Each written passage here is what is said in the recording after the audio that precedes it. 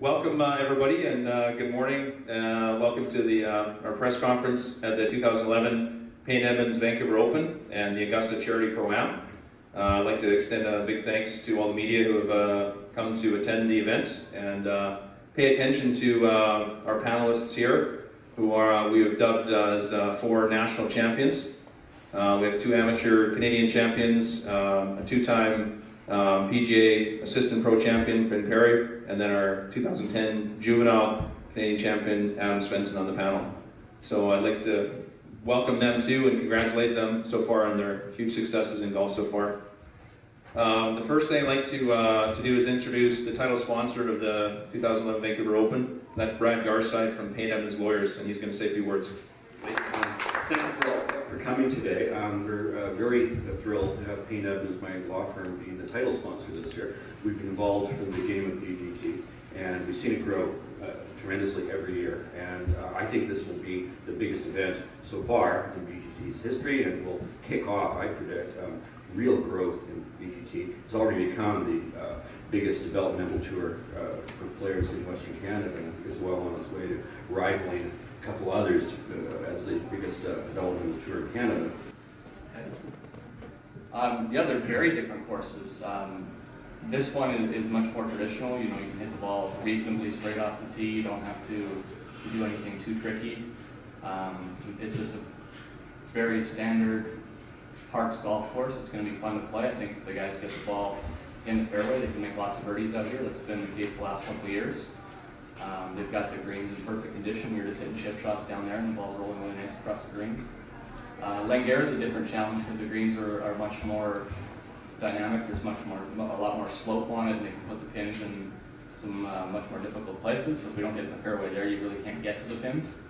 And if you don't have nerve, then you hit it on the wrong tier. You got to putt it over these little ridges. So it's a non-3-putt challenge if you get the ball out of position. And McCleary is more of a tee shot golf course. You actually don't have to aim down the fairway very often. You aim over the inside corner of the rough a lot. So it's three different looks, and we'll be challenged in different ways by each course. It was a lot of fun. I mean, going back and playing again this time, feeling like I could actually get around the golf course, unlike when I was 15, when I hit the ball 250 yards playing a 7,400 yard golf course soaking wet. That wasn't a whole lot of fun. But no, I loved it. It was a great experience. Leading after 9 holes was cool. Yeah. Seeing my name on the leaderboard for 1 hole. But I had a blast. Had a great time. Some friends came out and watched me, and yeah, looking forward to trying to do it again, obviously. How important to you guys specifically is this tour and an event like this one, as you're trying to sort of keep your game sharp and heading toward the For us as pros, I know everything's kind of geared around trying to get the game 100% for Q School. That's ultimately our goal. Is we want to have our game peak around that time, so then we can eventually get our tour card. So to have tournaments during this time of year, and especially a field that they got this week, is great to be able to compete against the best guys around, and to keep the game sharp is immensely important for us, and that's what it's all about. To have the tournament kind of fill in and keep the game sharp is very important.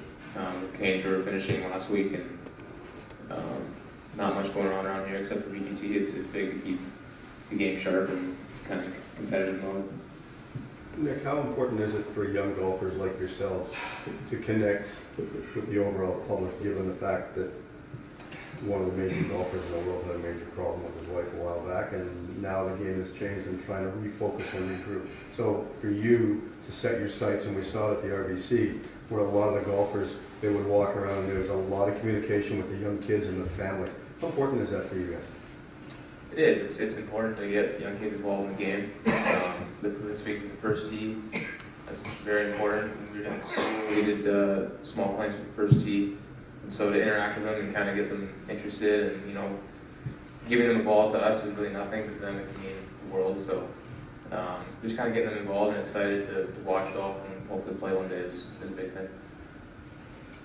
Nick, where do you see the future of the game in Canada on that? obviously I think it's on the upswing.